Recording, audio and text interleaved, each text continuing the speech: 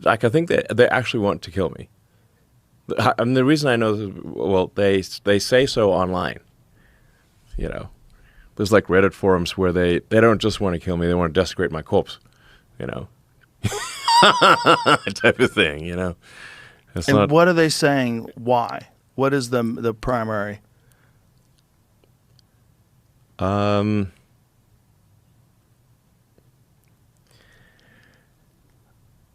mean, I think it's sort of just an antibody response.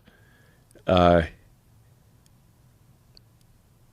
mean, it's like they're like, well, he's a Nazi, you know, type of thing. Yeah. And I'm like, well, I'm not a Nazi, but if the legacy media is saying that I'm a Nazi, and that's all you read, then you're kind of in like, well, he's Hitler. We should assassinate Hitler, shouldn't we? Like, I mean, why did that guy try to kill Trump and almost succeeded? Why did he do that? Well, I'd like to know that. Well, yeah, but that one's crazy. You know the whole deal with that guy's house, professionally scrubbed, no footprint on the internet, no social media footprint. Yeah, there's 0% chance that he has no social media footprint. He was in a BlackRock commercial. Do you think BlackRock's a bad company? I don't think any company is a bad company. Okay. I think their design is to make as much money as humanly possible.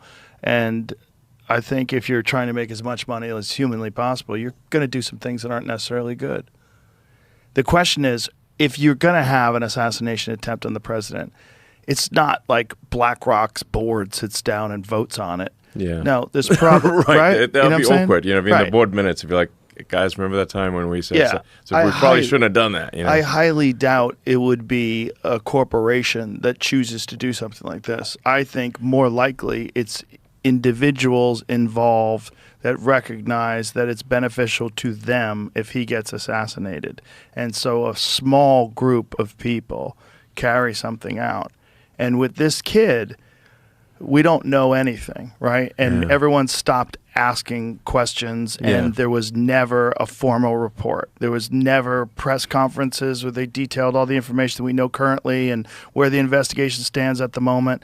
What we know is you have a very young kid who was filmed. They knew he was there with a rangefinder a half an hour before the event. You also know that CNN streamed it live, which I do not believe they did for any other rally, and certainly not for a rally that's in the middle of nowhere in Pennsylvania. Like, there's a lot of weird shit. The fact that they wouldn't let people be on that roof because the Secret Service lady said it was sloped and it was dangerous. That's what she didn't want to have. Meanwhile, the snipers that were on the other roof was a steeper pitch. It made no fucking sense. I totally agree. It makes no sense. In fact, I went back to Butler with President Trump, you know, before the election, like, you know, sort of like the Return to Butler rally. And I was on that stage, and I'm looking at that roof, and I'm like, if I was a sniper, my pole position, my number one spot would be that roof. Yeah. Like, it's like the best seat in the house. Yeah. Like, why would you not?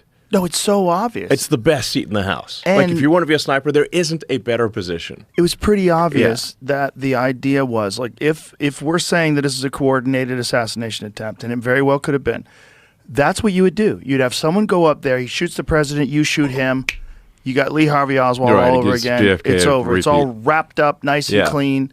They assassinated him. We never heard a peep about it. We don't have any idea. They would concoct some sort of story. He was radicalized by this or that, or, you know, he was on medication. Who knows? Right. And now, you know, you have a completely different presidential election, and you have a murder on live television. Yeah. I mean, something would have had to happen to radicalize that kid, because he knew he was going to die. Like, he was going to, they're going to shoot him, you know, or he'd be in prison for life. Those are the two outcomes. Like, it's game. He was basically, he was a suicide assassin. Yeah. Like, you're not thinking you're coming out of that alive, or he's not escaping. There's no escape plan. Right. Unless he was told that they were going to let him escape, and the goal was to just shoot him anyway. and to tell him, give him extra motivation to do it. We're going to let you get up there. We're going to let you take the shot, and then you're going to disappear. Like, I don't understand how he got on the roof. I just don't understand that. That doesn't make any sense. And it wasn't like it was a roof that's so high no one could see him. People saw him up there. I mean, people were, like, basically random passersby were pointing out that there's a guy on the roof with a fucking gun. With a gun, yes. Yeah, it's not like he was so far away you couldn't tell he had a gun. People saw him. Yeah. The whole thing's completely insane. Yeah. And you don't hear a goddamn thing about it. It's like, I'm almost more interested in that. No, I am more interested in that than I am the JFK files. I agree. Because I feel like with the JFK files, it's so long ago. Yeah, it's everyone's water under the dead. bridge. Who's going to know? Right. If you could prove now, and did you see that there was some sort of, there was some indications that there was a phone that had been traveling from outside the FBI offices in D.C. to I saw that. where this kid lived. Right. Multiple times. I mean, the cell phone records would be very telling. Yeah. Because you can see what cell phones were close to other cell phones. Well, I think they Like, got they it from... found that, like, for the Epstein Island, they also, the cell phone records were leaked, so you can see them. You can see it's precise enough. You can see people walking down a path on Epstein Island. Jesus Christ. Yeah. Yeah. That's how precise it is. So, I mean, you're leaving a trail of breadcrumbs wherever you go with your cell phone.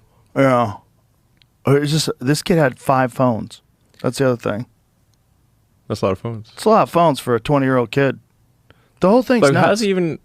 That's kind of expensive, you know. Where's he getting the money? Yeah. Well, also, it's like, how did his house get professionally scrubbed? Didn't even have any silverware in his house. There's nothing in there. There's silverware? No. Nothing. No cutlery. No cutlery. That's weird. His house was scrubbed. And they no also hard cremated drives. his body, like, Oh, gone. Like that. Yeah. Bye. Because who knows what the fuck they gave him to get him to think that he's going to be able to shoot Trump. Like, climb up on there, shoot him. Like, I mean, who knows what kind of psychotropic drugs you can put someone on and under the power of hypnosis and suggestion, and who fucking knows? I mean, this is what MK Ultra was all about. This is what Jolly West was practicing in the 1960s. They were doing that back then. They did it. I mean, there was tons and tons of experiments using psychotropic drugs, hypnosis, mind control, all sorts of different methods of manipulation. The Harvard LSD studies that made Ted Kaczynski. I mean, they've been doing that forever.